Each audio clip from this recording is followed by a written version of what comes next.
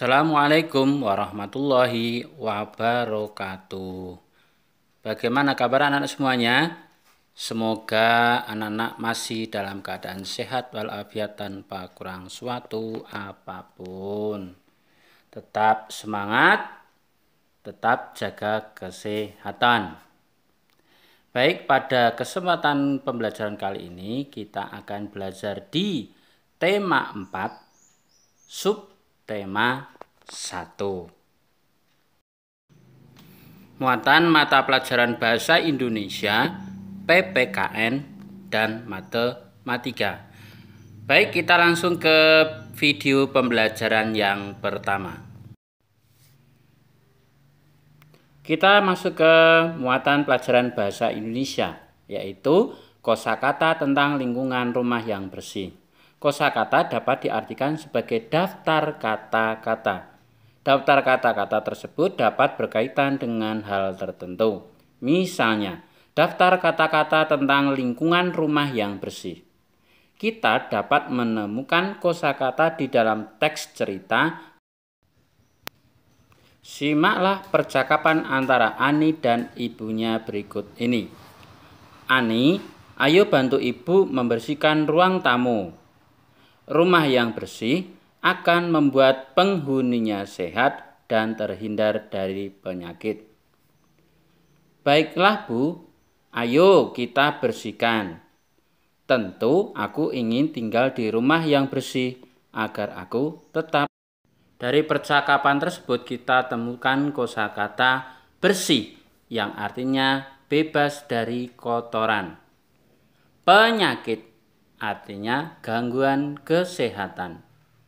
Dan sehat adalah kondisi tubuh saat bebas dari penyakit. Menuliskan cerita berdasarkan informasi pada gambar. Langkah-langkah membuat cerita. Yang pertama, amatilah gambar dengan seksama. Tentukan tema atau topik gambar. Buatlah beberapa kalimat yang menceritakan isi gambar. Yang terakhir, rangkailah kalimat-kalimat tersebut hingga menjadi sebuah karangan yang utuh. Perhatikan gambar yang terdapat pada layar. Anak-anak diminta untuk menceritakan gambar. Dicontohkan, keluarga Ani sedang membersihkan rumah.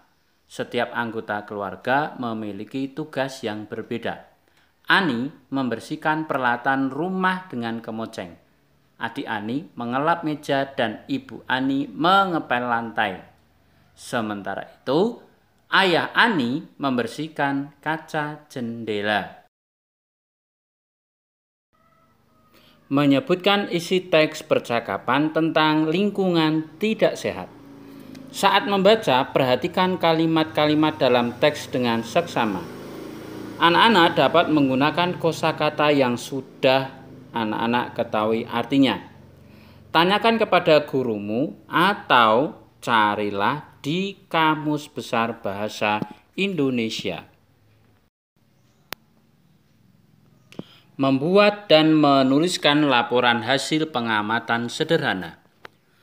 Setelah melakukan pengamatan pada gambar, kita dapat menuliskan hasilnya dalam bentuk laporan sederhana. Laporan sederhana dapat disajikan dalam bentuk karangan singkat. Apa yang harus dibuat sebelum membuat laporan hasil pengamatan? Yaitu yang pertama, amatilah gambar dengan cermat. Temukan hal-hal pokok yang ada pada gambar. Misalnya, kegiatan atau peristiwa dalam gambar. Kemudian, susunlah hal-hal pokok tersebut dalam bentuk laporan sederhana. Kita dapat menuliskan hal pokok dari gambar dalam bentuk laporan sederhana. Laporan tersebut ditulis secara singkat, padat, dan jelas.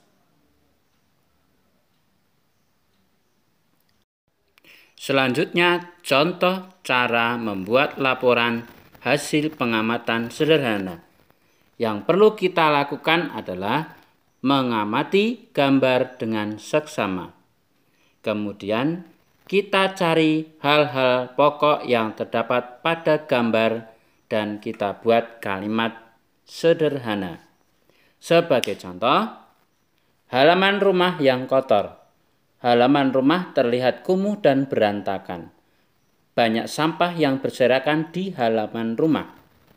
Daun-daun yang gugur tidak disapu dan dibuang. Tanaman bunga juga terlihat tidak terawat.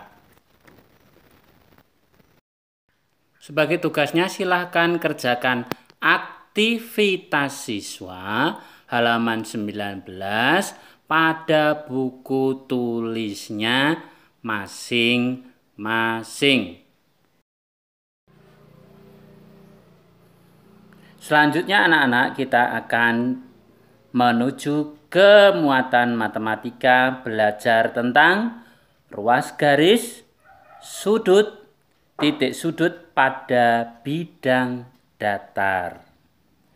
Apakah anak-anak sudah tahu apa yang dimaksud dengan bidang datar?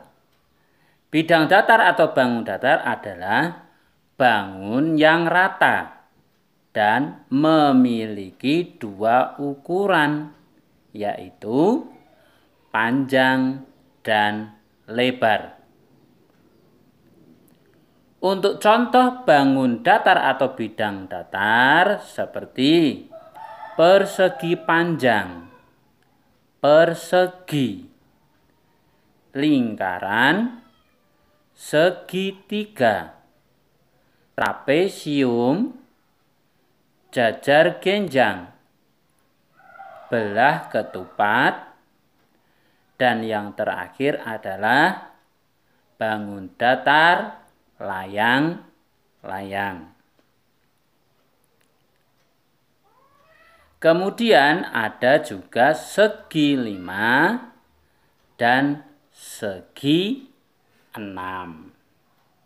Mari kita pelajari yang pertama tentang ruas garis. Ruas garis adalah bagian tepi yang berbentuk garis di sebuah bangun datar. Coba kita lihat dan simak bersama agar lebih jelasnya pada anak-anak memahami. Perhatikan gambar yang terdapat pada layar. Ada sebuah bangun datar yang dimaksud ruas garis adalah panjang atau lebar yang terdapat pada bangun, baik itu garis yang berada di sisi atas atau bawah, di samping kiri atau di samping kanan. Kalau kita lihat bangun pada gambar, ruas garisnya ada 4. Di sebelah atas, di sebelah bawah, di sebelah kiri, dan di sebelah kanan. Demikian halnya dengan bangun yang di bawah. Ruas garisnya juga ada 4. Kemudian kita belajar tentang sudut. Sudut adalah bangun yang dibuat oleh dua garis yang berpotongan di sekitar titik potongnya. Dan titik sudut adalah titik pertemuan di antara ujung garis, yaitu dua garis yang bertemu sehingga membentuk titik sudut. Coba perhatikan pada layar. Yang dimaksud ruas garis sudah kita bahas. Yang kemudian sudut adalah pertemuan dua garis yang melengkung, itu adalah sudut. Jadi sudutnya pada gambar itu ada 4 sudut. Masing-masing bangun datar ada 4 sudut. Kemudian titik sudut itu pertemuan antara dua garis. Bisa anak-anak lihat pada layar yang diarahkan pada tulisan titik sudut adalah pertemuan antara dua garis. Kalau kita hitung titik sudutnya masing-masing bangun datar ada 4. Ruas garisnya masing-masing bangun juga ada 4. Mari kita mencoba menentukan jumlah ruas garis, sudut, dan titik sudut pada bangun datar berikut ini. Persegi panjang. Ruas garisnya ada 4. Samping kanan kiri atas bawah. Sudutnya juga ada 4. Ada garis warna hijau yang melengkung. Kemudian titik sudutnya juga ada 4. Pertemuan antara dua garis. Anak-anak sudah paham?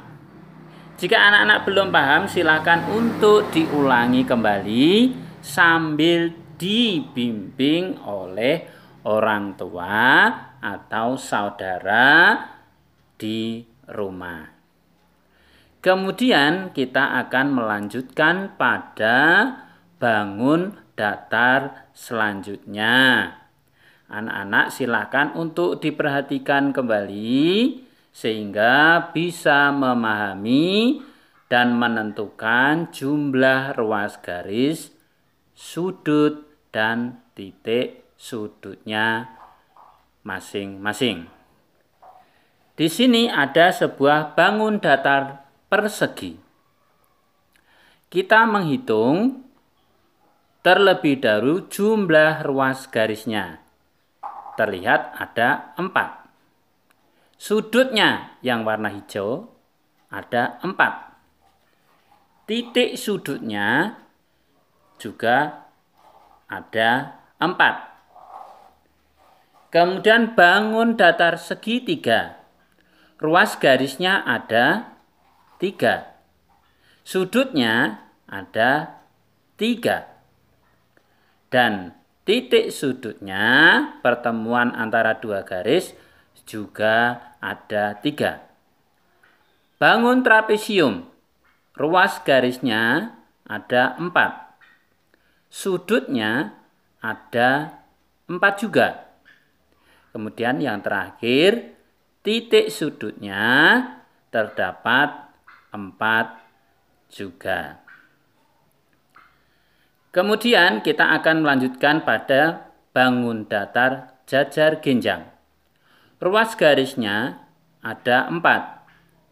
Sudutnya ada 4. Titik sudutnya juga ada 4.